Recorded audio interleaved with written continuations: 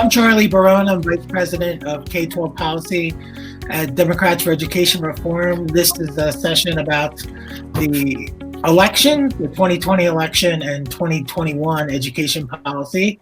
In the session, we'll unpack the results of the election and its impact on federal education policy, particularly in light of the ongoing COVID-19 pandemic.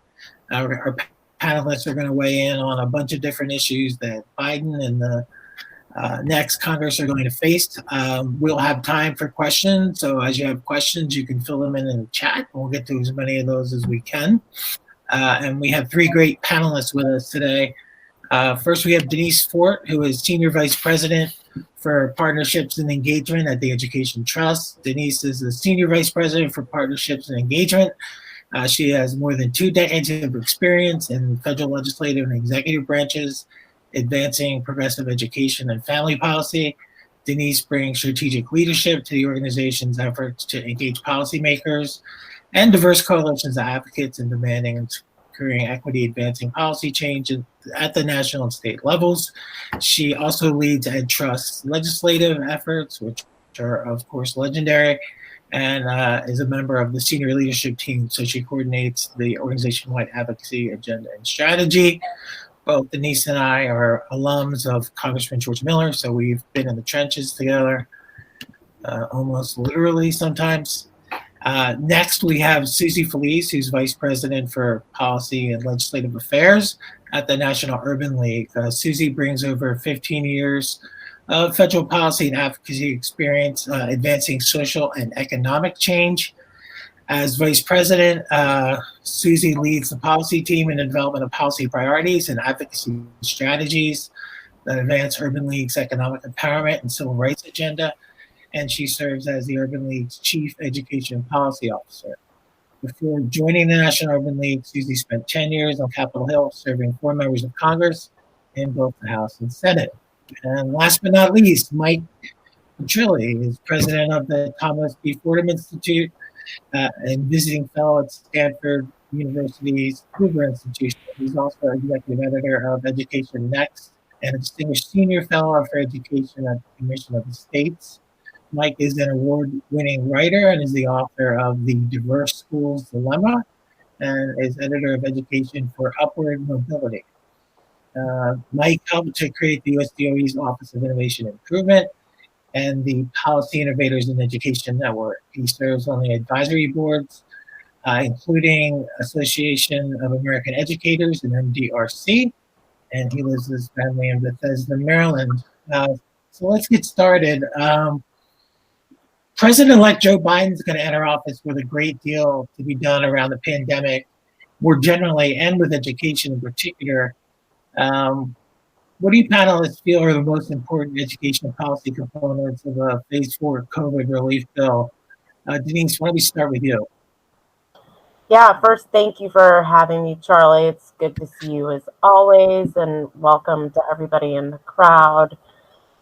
So he's got some big challenges ahead of him. First and foremost, we got to do something to make sure our teachers and kids are healthy so they can get back into the classroom. Alongside making sure they get the supports that they need when they are in the classroom, which can include anything from mental health supports to wraparound supports. But again, how do we indeed accelerate some of the learning because of some of the unfinished learning that has gone on, and making sure that we are really, really focused on those communities who have been impacted by the pandemic, as well as the realities of anti-Blackness for 400 years. I mean, combined, that presents a real challenge for this new administration if we want the promise for all families, which is what we think the American dream is supposed to be about. Susie, thoughts here? Yeah, I think, just to add on to what Denise said, this year has been the year of dual pandemics of racism and COVID-19. And, for the first time since the 60s, where, we haven't seen the the type of critical mass and momentum in the streets to really, of people advocating and pushing for our federal government, state and local governments to address racism in America. And I think Biden did well and his campaign team did well to recognize that in their platform. We have racial equity as one of the 4 pillars of the Biden campaign plan. And, if you look at the DNC's policy platform, it's also included in there. But I think to Denise's point, the COVID pandemic in particular has had a devastating impact on Black and Latino communities, whether it's the physical impact of higher rates of infection and hospitalizations and deaths, or the economic impact of higher rates of unemployment due to furloughs and jobs lost. And so that impact is obviously having real effects on the children in those families. And so, I would hope that Congress, we know that that there's a bipartisan bill out there that was released, I think, on Monday. It's a smaller amount than we need and that we had hoped for. But there is some funding in there to address the school issues that we're seeing with the pandemic, and the digital divide issues that we're seeing with a lot of kids of color and other vulnerable kids not having access to the internet or computer devices to learn. So I'm hopeful that, with new leadership and with cooperation from Congress, we can see some real relief on the ground for the people in the communities that need it the most. Mike. Okay, yes. And I'm going to try to talk over the very loud children in my house right now. We have a math pod forming as we speak. There you go. Welcome to Zoom's Life with Zoom School. Look, I think, of course, none of us know if and when Congress is going to finally get something done. It feels like at this point, knowing how much time it takes for them to get a bill done and then get the money out there, that by the time the money gets out there, we're going to be, thankfully, towards the end of this pandemic because of these miraculous vaccines that I'm sure we're going to talk about as we go through this hour. So, look, I think, everything that's been said is right. Schools desperately need help in order to get back to anything looking like normal and getting kids back in school safely. I would say that means all schools, certainly including charter schools, also private schools, especially those that are serving a lot of poor and Black and brown kids, of which there are many out there. And so I think, from the Republican side, there's going to be an interest to just make sure that all sectors get some help because they need help. But otherwise, we've got to fill the hole that has come from this economic crisis when it comes to state and local funding. There's no way that states could have prepared for this, even with rainy day funds. And they've got to balance their budgets. And we want to avoid the mistakes of what happened after the Great Recession, where there was a big stimulus bill, but then it ran out and we had an enormous fiscal cliff. You had real decline in spending for the first time in American history, really, in school spending. That hurt the poorest kids the worst. And it I think, showed up in some of the disappointing NAEP scores that we're seeing.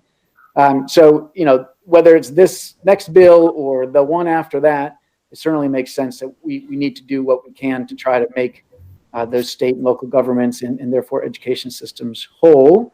And we need to be creative about what is it going to mean, probably starting in the fall, to have serious education recovery. There's ideas floating around there about tutoring, high dosage tutoring, about what do we do with kids who have now fallen even further behind.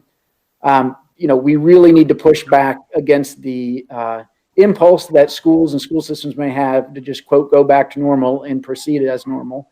and ignore the fact that we've got millions of kids who have been getting very, very little education for the last year.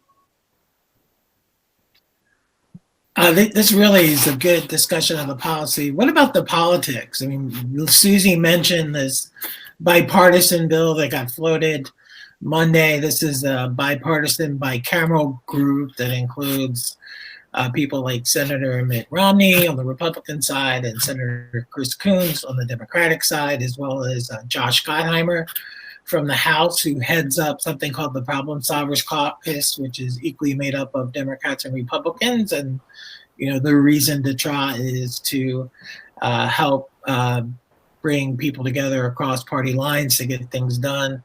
The Democratic leadership has kind of blessed the effort today. Pelosi and Schumer issued a letter, maybe it was last night, saying that the bipartisan bill should be the starting point for negotiations, but it doesn't seem to be moving Mitch McConnell. I saw Senator Chris Murphy, Democrat from Connecticut, on the TV this morning. He was saying he had just come off the floor and that about half of all Senate Republicans don't feel like there's a need for any COVID-4 bill at all. Not today, not next week, not in January. How does Biden get around the politics of this? And will his starting a new administration help move the politics? Will he have to give something in order to get something on this? What do you all think? I mean, honestly, first we've got to have some leadership from the GOP side to even acknowledge that he's our president-elect. Let's start there. I mean,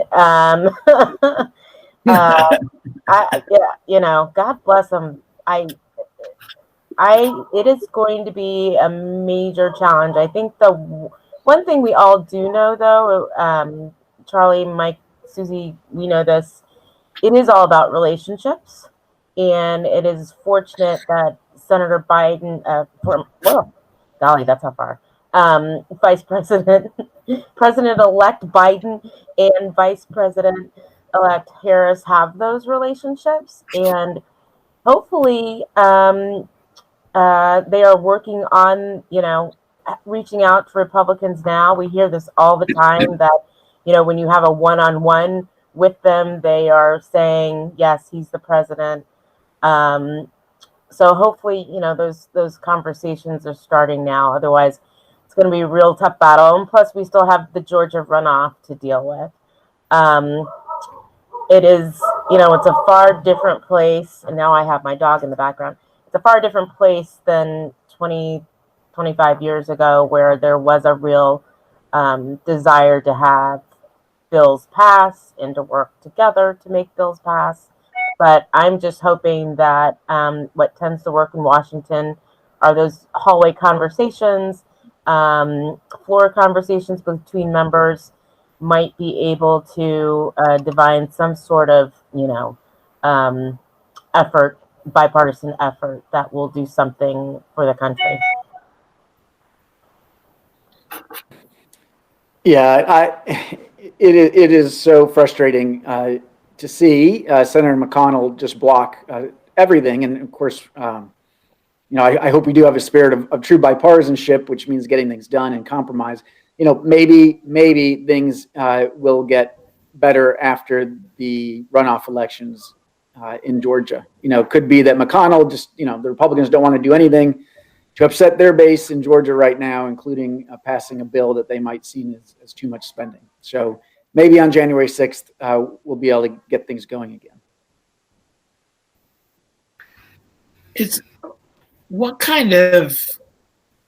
Should the feds just, the CARES Act, which was the phase 3 COVID bill, basically block granted money to states for education and nutrition and basically gave states and school districts discretion about how to spend that money and what to prioritize.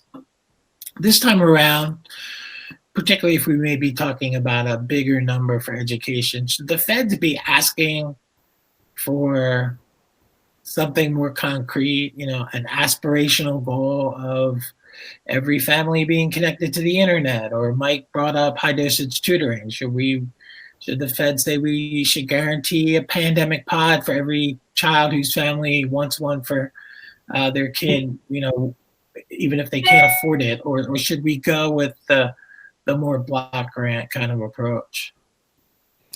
I think we need to be more targeted, strategic, and intentional about where we put this money, especially if we're only going to have $82 billion, which is what this new plan allocates for education, when the need, according to some estimates, is as high as $300 billion, right? So put aside the COVID money, right?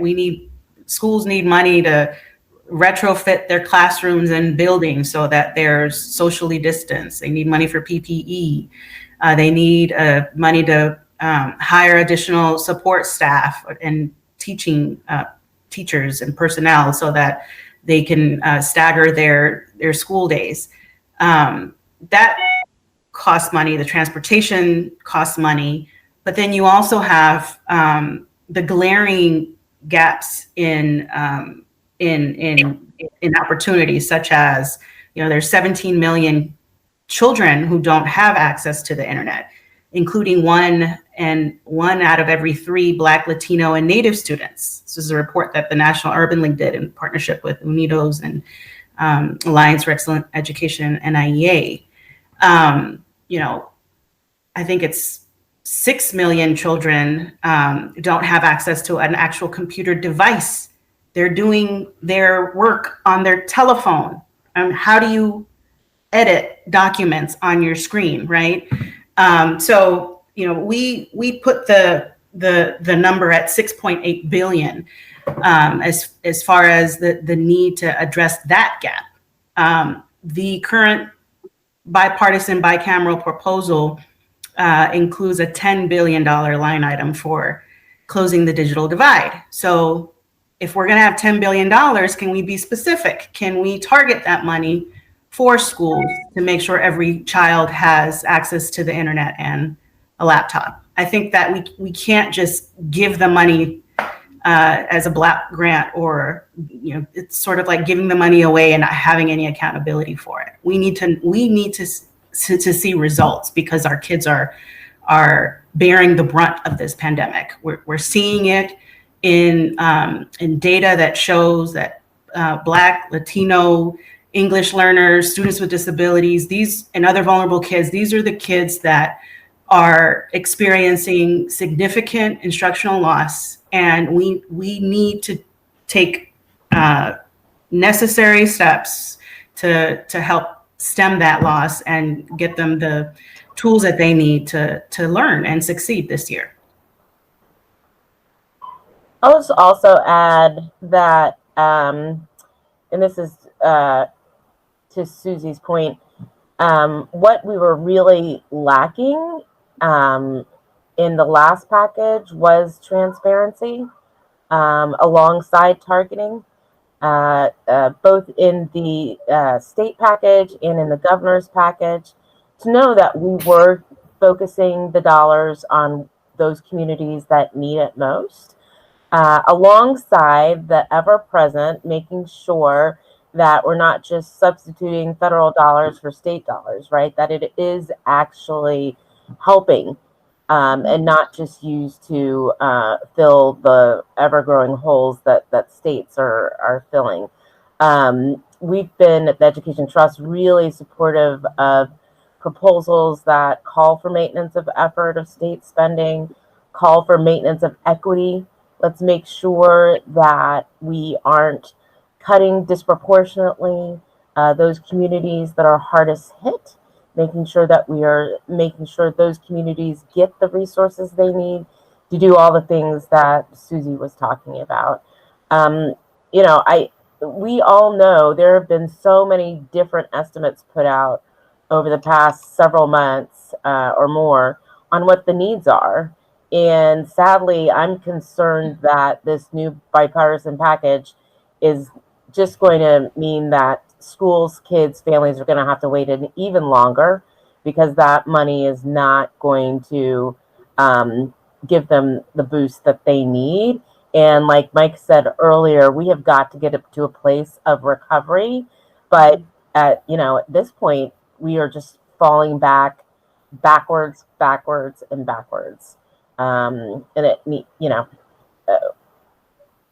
think everybody knows that we're looking at tough times ahead. This is not just a this year only problem when it comes to education. We're looking at next year and the year after, potentially the year after. Yeah.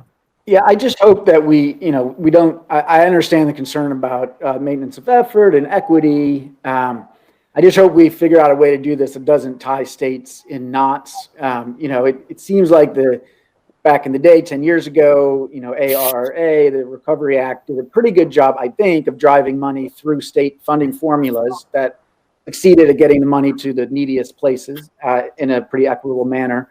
But with the understanding that it was to fill holes, because when you have a sharp economic decline, like we had back then and like we have now, you need to fill holes. And so that's a reasonable goal to have. And again, I just don't know, to Susie's point about all these needs that are very real right now. I don't know enough about the mechanisms and the mechanics, and maybe others do, but is it even feasible to get the money out to schools in time to address those needs? We could have this thing could be over by March, maybe, or heading that way. And so, so there's thinking about money to help with the current crisis of social distancing and remote learning and all of that. Then there's filling the gaps from this downturn. Then there's a significant investment in educational recovery. And maybe we need to think about those three things somewhat separately. That's right. So we have a vaccine that may start going out in a couple of weeks. Are teachers essential workers? I haven't seen them on the list of, maybe I missed something, but I haven't seen them on the list of those who should be getting the vaccine first. And I thought it was a little curious. Yeah, I mean, what happened yesterday was that advisory board at the CDC talked about who should get that first tranche of vaccines. And it was, healthcare workers, which of course makes sense, people working in nursing homes as well as living in nursing homes. Then they haven't discussed that next batch of vaccines. I've heard certainly that discussion of essential workers like grocery store workers who are exposed, but whether teachers will be in that or not is a huge question. And I think this is an area where we need all education groups and maybe a new education secretary, when we have one, to advocate that teachers should be in that mix. If you imagine once teachers get vaccinated, I think it's, we could be close to game time. I mean, of course, you worry about kids, but what we know about how this virus influences kids, if we protect teachers, I think many more places would feel comfortable sending kids back to school. So let's get that done as soon as possible. Yeah, I think that's right. And it's also a place where certainly, we should be able to come together to say that we need to protect those who are going to be closest to our students. At a very minimum, I think that's been the challenge as you look across the country to schools opening and closing, and the positions that both management and school leadership and teachers have taken is a health and safety concern that absolutely needs to be addressed. And it's not, they will be first because they've only just started testing kids, but only like older kids. I think I heard somewhere like 14 and older. So, I'm not sure when they're going to get down to the middle schoolers like I have. Great. So, a lot of what being in new administration means is undoing some of what your predecessor has done, and or availing yourself of the power you have to do some things that you can do right away without Congress. And Trump did this with Obama, right? Undoing Obama was a big part of Trump's entire agenda. It drove, most of his major actions. What does Biden do day one? Or what can he do day one, and what should he do day one? And I'll just jump in. I think there are a few easy things that they can do sort of right away. During the Obama administration released several guidances that took sometimes up to a decade to put together, a decade of working with state, local, community leaders to negotiate these guidances, and one of which it was the one on school discipline that would give state and local school districts some best practices on how to reduce exclusionary, punitive discipline practices and sort of replace them with positive behavioral supports and interventions and other policies and practices that would make for a more safer school climate. So that's one guidance that Trump did away with that I think the Biden administration can easily bring back, but also strengthen. I know that there's been a big push to demilitarize schools by taking police officers out and eliminating all federal dollars dedicated to school resource officers. That's something that Urban League supports. And we'd like to see that added into a school discipline guidance. The Obama administration also had a guidance on school integration. And I think, some funds even set aside to help schools implement school integration policies district-wide. And then the Trump administration's also gotten rid of or proposed or is finalizing a rule that would alter the civil rights data collection requirements that would report data on discipline in early childhood education and teacher experience, access to AP courses, and school spending data. And all of those points of data are really important to advancing equity in education. And so we would hope that, and this is another easy thing, I think, that a Biden administration would bring that CRDC data back and also, help enforce the collection and reporting of that data. Yeah, I certainly agree with Susie that they can do all of that. I hope that they might at least take some time to do that in a careful way that maybe finds some compromise. I don't think it's healthy for us to just ping pong back and forth every time there's a new party in office between these different approaches. Of course, Trump was very much guilty about that. But when it comes to discipline, for example, I think a lot of what was in that Obama era guidance was very helpful in terms of suggestions and ideas and practices, sharing best practices. As someone who spent a lot of time in the last, since 2014, 6 years criticizing that guidance, it was really because of just a few passages that talked about really assuming that when you saw disparities in discipline by race, that the assumption was that there was discrimination or bias going on, rather than that it could be explained by other factors. So if you tweaked a few of those passages, you could keep the rest of it, and I think you could find a lot of common ground in terms of, as Susie said, let's try to create environments that are much more positive and where we don't have to resort to as much exclusionary discipline.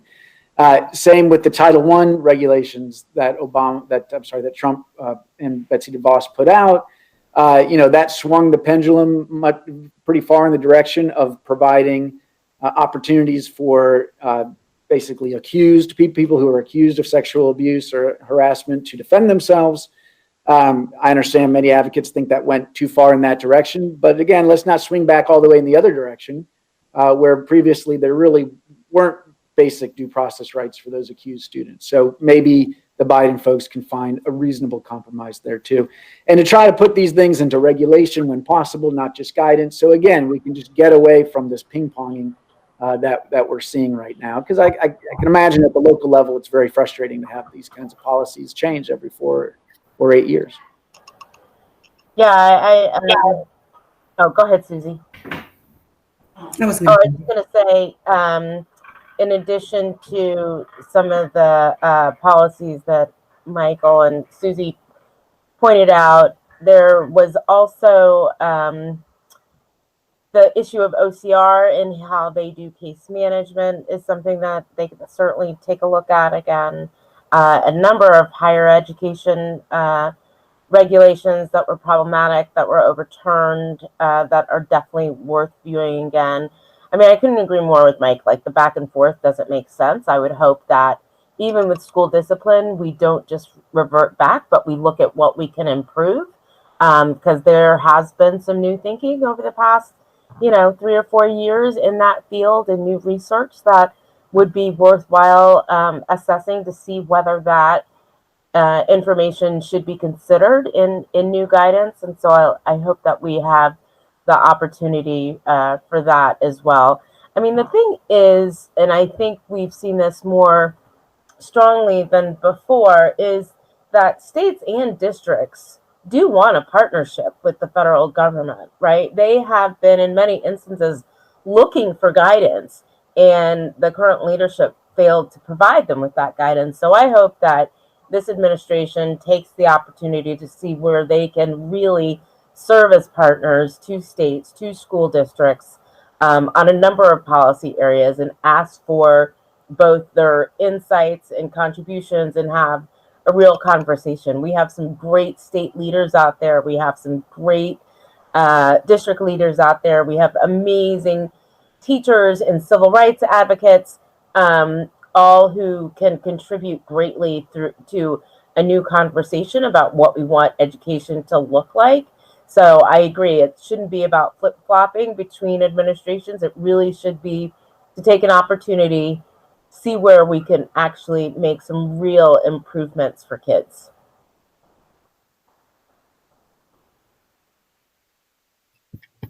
Great. So,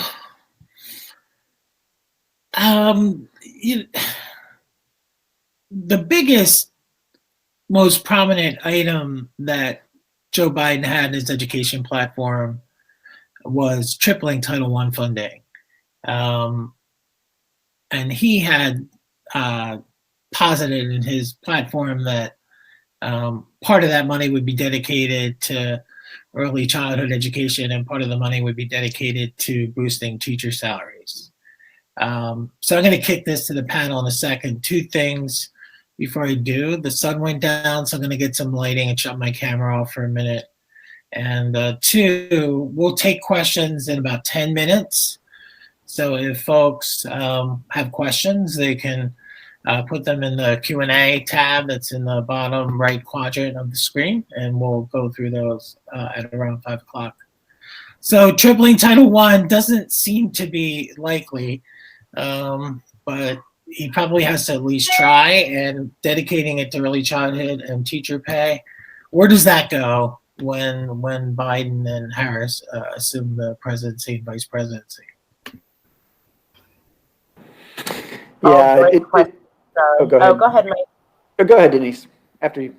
I think those are all really good questions. With that significant type of investment, however, we want things that can bring meaningful change. We all want things that can bring meaningful school improvement.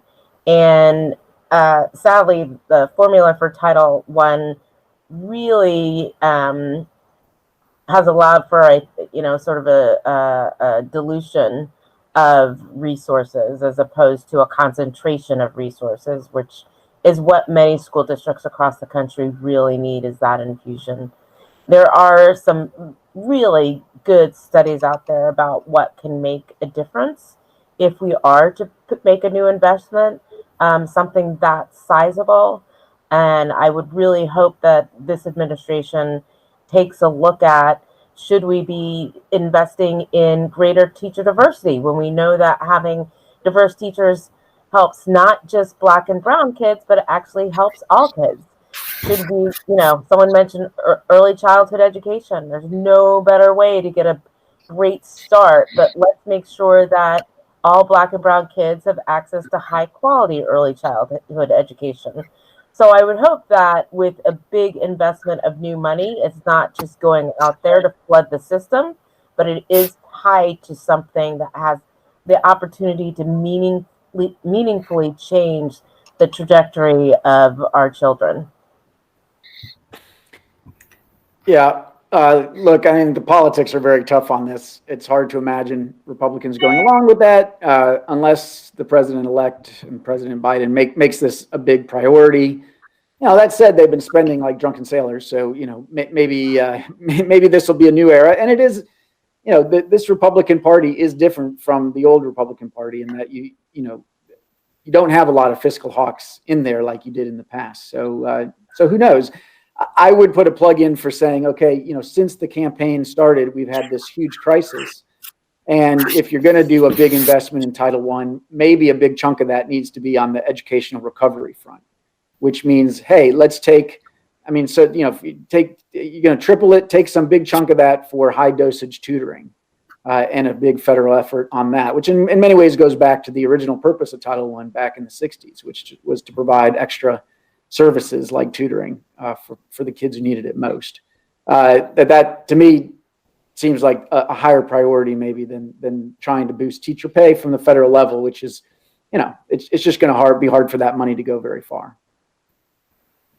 Yeah, I agree. I think that, going back to, Biden's 4 pillars, racial equity being one of them, I would hope that some of that or the majority of increased investments in Title I would go towards addressing racial equity gaps in education. And, whether that means extended learning time or tutoring or mentoring or additional mental health supports, like hiring additional counselors and mental health professionals to address the impact, long-term recovery, right, of COVID and police brutality in communities that we continue to see. And that is really starting to have social and emotional and psychological impacts on kids as young as 3 years old, right? We're seeing some reports of social isolation and depression in young kids due to the pandemic, and also violence in their communities. And so there are a lot of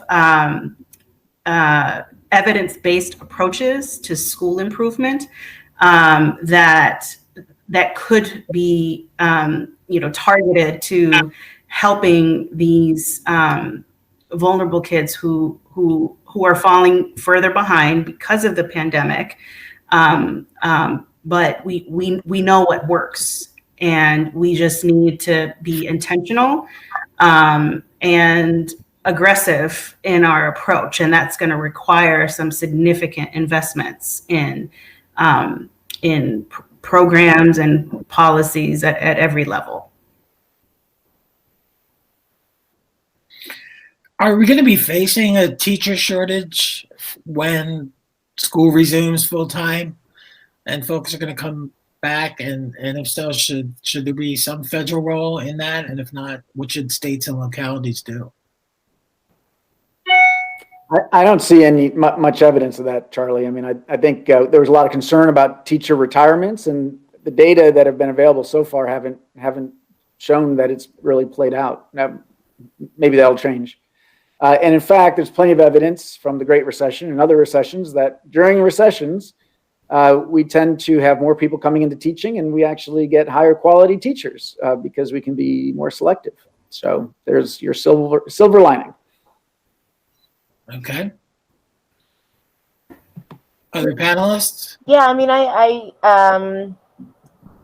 think there are some concerns out there. We've already seen just in the past 6 months, due to COVID, due to the fact that there are a good number of older teachers out there who have not wanted to put themselves back in the workforce or back in the classroom, actually, and concerns about what the future holds for them if they choose not to go back to the classroom. Also, teachers are feeling overwhelming stress right now, to the point of breaking, with the number of hours that they're putting in, with the new environment of teaching, and because we have not allowed for a professionalization of teaching, meaning we have not afforded them both the pay and the respect that they do deserve, they're in a hard place. Yet they want to be there with the kids and they want to support students, and that's why they got into teaching. It's just not proving right now to be a place that welcomes them like it should. So I'm hoping that we don't lose a significant number of teachers, but I know that the risk is high unless we do get to the problem of solving this immediate challenge with the pandemic. I also think, I was just going to say, I'm also concerned that I think I read somewhere that states and municipalities are facing $500 billion worth of budget gaps, and this bill that Congress is floating around this week is only giving like a third of that, or allocating a third. And so my worry is that teachers are going to be laid off if we don't have enough leadership and advocacy to push hard against that. I mean, I want to see a silver lining, but I just worry that education is usually one of the first things to be cut when states and local governments are facing budget crunches. I was going to ask you, Denise, because you made a good point. What would the components be of a policy plan to professionalize teaching, to get pay and respect where they should be? Oh, you're putting that on me, as opposed to you, who's the Well, smart. I just liked so much that you said it, and I have my own ideas, but I mean, I do think professionalism starts with when doing something about teacher pay. It is a crime in some states. It really is. But also thinking about both all the components of teacher prep. How do we make sure that we've got a robust, rigorous, high quality system for getting teachers into the pipeline? And talking about the pipeline, where can we get more qualified entrance into the career? Looking at other sources such as HBCUs and using the Hawkins program to invest in teacher pipeline programs, all the way to the other side, thinking about high quality teacher pathways. Some districts have done a really good job at thinking about this. Richmond, a while back, you probably introduced me to Richmond, Charlie, with their public school system and their urban residency program, was doing some really great things. I do think there's a number of examples across the country. The challenge we've always had in education is how you get it to scale. But I do think first and foremost, to be able to professionalize it, we have to do something about teacher pay. We have to do something about reforming the teacher prep system to make sure that it is actually making sure that instruction matters and putting a real big emphasis on instruction and improving instruction and learning. I'm not the teacher expert, but that's the first thing that comes to mind. no, that's great. I always push on this, as you know, from time to time, and it's not something that's been popular to try to push for. People have been focused on other things, so I'm always hoping that at some point we get to it. So I said at 5 o'clock we would take some questions, so I see at least 2 in the chat. I'll just read this one. It's from Maureen Kelleher. I don't know if I'm pronouncing her name correctly. And her question is, what's the future for federal support of charter schools under a Biden administration, which is likely to be so much warmer to anti-charter teacher unions? I'll take that. Hi, Maureen. Nice to hear from you. Yeah, look, it's very concerning. This President-elect Biden on the campaign trail has been more antagonistic to charter schools than any major party candidate of the last 25 years since we've had charter schools. And so that is a concern, definitely. These runoff elections in your state of Georgia are going to mean a lot to how this shakes out, because if the Republicans keep the Senate, then I suspect that Republican senators won't go along with any budget proposals to zero out the federal charter schools program. That's the program that mostly helps new charter schools get off the ground, though there is some money in there for replicating excellent schools and doing some other things. But I think we will have to keep a close watch on what happens over there at the U.S. Department of Education. If you had folks in there that really wanted to punish charter schools and make life difficult on them, they could cause some real damage. And I'm hopeful that that some of this rhetoric we'll see that tempered as things go forward. Given that charter schools are public schools, and that urban charter schools in particular continue to have such a tremendous track record, both in test scores, but also long-term outcomes especially for kids growing up in poverty and for brown and black students. So it would just be a shame, given everything that Biden says he's about, for his administration to go after these schools that are doing such amazing work for kids. I mean, I've been thinking about this somewhat. There's kind of two lines of attack, at least. One is funding for the federal charter school program, which you raised, where, a Biden administration would show what it wanted for that through the first budget that it would put out in February or so. And then Congress would duke it out. And the second thing, though, is in the administration of the charter school programs and other funding streams that charter schools avail themselves of. And during the campaign, we heard Biden or spokespeople for Biden say things like they wanted to make sure that charter schools are held accountable. And I think most troubling to our organization is that they wanted charter schools to be accountable to the traditional public school structure, school boards and school districts. Are there ways, without changing legislation, and Mike, I'm directing this to you because you've been inside that office before, are there ways you could try to do some of those things without changes to law or funding? They could try to create some priorities in the competition that would make it likelier for certain states that adopt certain policies to win the competition.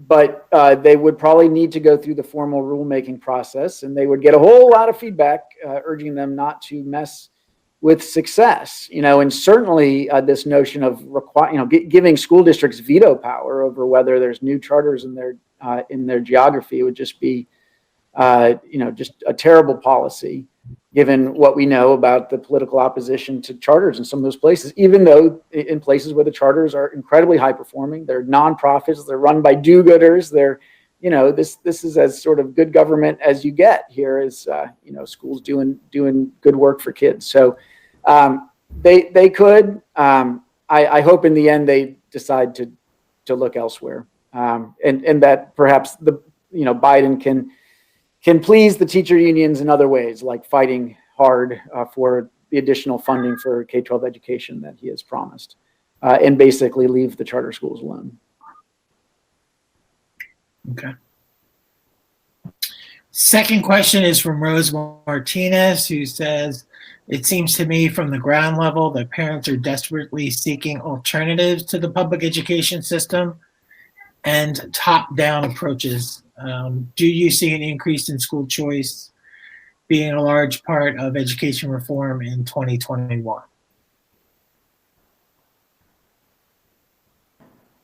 Look, I think there's a lot of opportunity at the state level, and frankly, in red states, you're going to continue to see school choice on the march. In Ohio, where we at the Fordham Institute do a lot of work, it's our home state.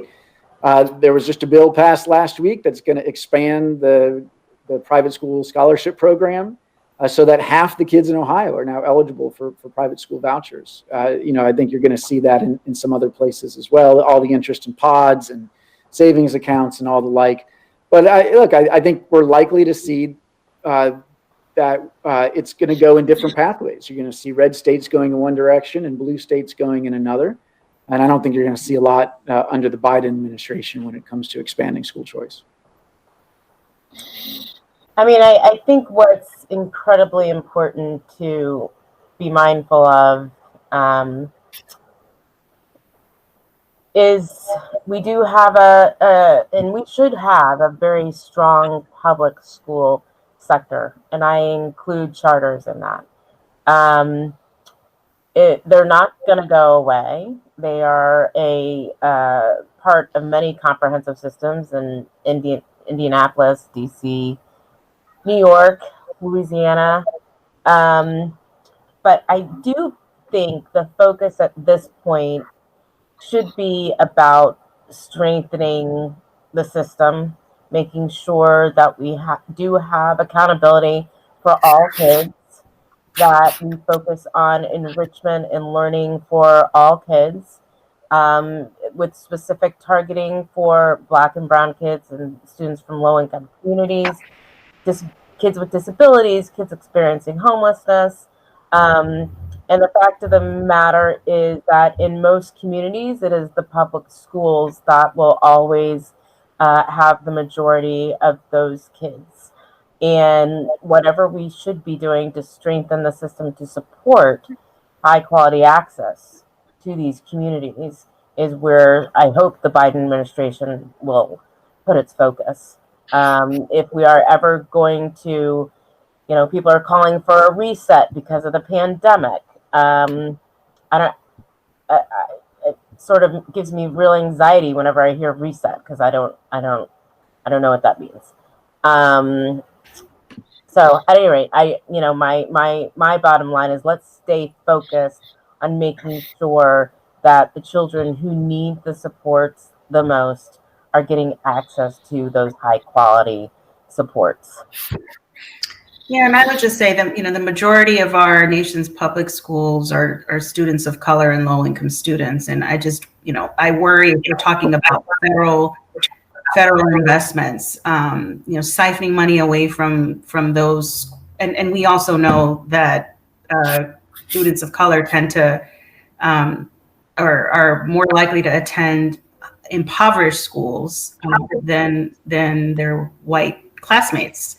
And so I just worry about, siphoning federal dollars away from these schools and these students, and putting them into higher resource schools or other schools that are not held to the same standards as these public schools.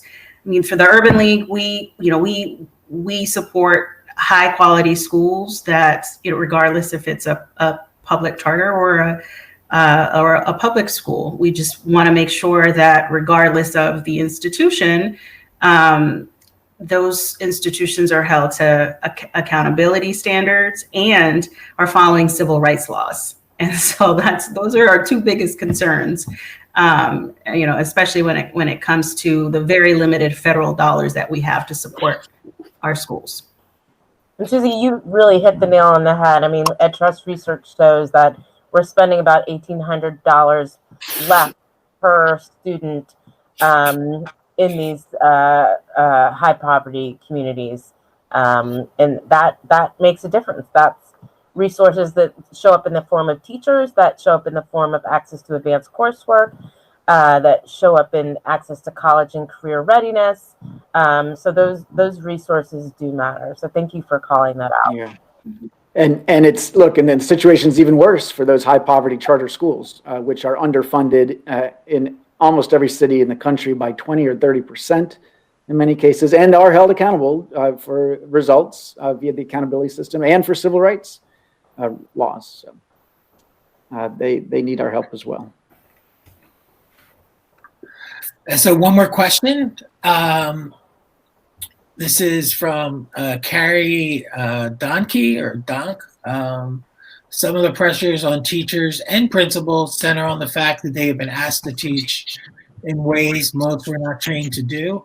I think we all agree that things will never fully return to pre-COVID days. So, what role could a USD OE play in helping to ensure teacher training and ongoing professional development reflects the tasks and challenges of teaching in a post-COVID world?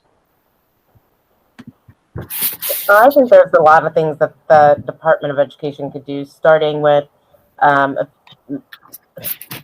to, I don't know how they'll do it though, since this went through the Congressional Review Act, but starting to deal with teacher preparation regulations, which would put some, I don't want to say higher stakes, but would hopefully make some real adjustments to how those schools are reviewed and what the outcomes are that these schools should be looking for when they are trying to train cohorts of teachers. Certainly the first place that they could start with. Obviously, Congress could partner with the administration to do more around teacher prep. I laid out some of those things earlier in terms of different quality initiatives, tying greater training to the classroom. We know that residency initiatives work. So there's a ton of opportunities out there between Congress and the administration. I'm hoping that some DOE lawyers can be smarter than me and figure out some other ways to be creative with the teacher reg rules so that we actually might be able to see something this term. All right, I got one more question to pipe in at you, lightning round. I was supposed to bring this up at the beginning, and then I got so interested in what y'all were saying that I forgot to circle back to this. Testing in spring 2021. Secretary DeVos has signaled to states that she's not inclined to grant waivers that require, under federal law, ESTA, that states administer assessments in spring 2021. That means that President-elect Biden will be the Court of Appeals on this issue, and I think from the time he comes in, he's going to need to make a decision on this. What do y'all think will happen, should happen on this? I want Susie to go first. We opposed Secretary DeVos's nomination and have opposed nearly every policy and guidance her office has promulgated. But on this last FAQ that her team released on assessments, we think that it provides a balanced approach. And by that, I mean, for those who don't know, the secretary released some guidance to states that basically says that they're not going to, it's not going to grant waivers for the spring statewide assessment, but will allow a flexibility to allow and to help states actually implement and administer the test for accountability this coming year. And we think that's the right approach. We don't think that having another year of zero data is going to help us identify where the problems are. We know that, and I said this earlier, we know that there has been significant instructional loss on our most vulnerable students, and statewide assessments are the only objective, comparable set of data that parents, families, and communities have to know whether their child is learning at grade level and whether they're going to graduate ready for college or a career. And if we get rid of that data for a second year in a row, it's almost like, these children become invisible, and the likelihood that they'll get the support the resources, the interventions, the tutoring, the mentoring that they need just kind of goes out the window. And that's our biggest concern, that these children who need the most help, who have been impacted the most by this pandemic, for all the reasons I stated earlier, whether it's their families not having access to the internet or computer devices, or not are experiencing the higher levels of trauma because their parents are actually COVID exposed and hospitalized, or the police violence that they've personally witnessed. But these kids, we need to know how they're doing. We can't afford another year of them going missing in terms of where they are in the school system.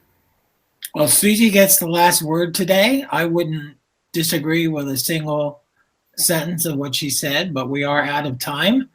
Want to thank EdPalooza for having us. Want to thank Susie, Mike, and Denise for being here. Everybody's busy. I thank you for taking time out of your day to have this discussion. We could have gone another hour, I think, and picked up a bunch of other topics, but we'll do that next time. So thanks y'all for coming, and thank you, our panelists. Thank you, Charlie. Great job. Thank you.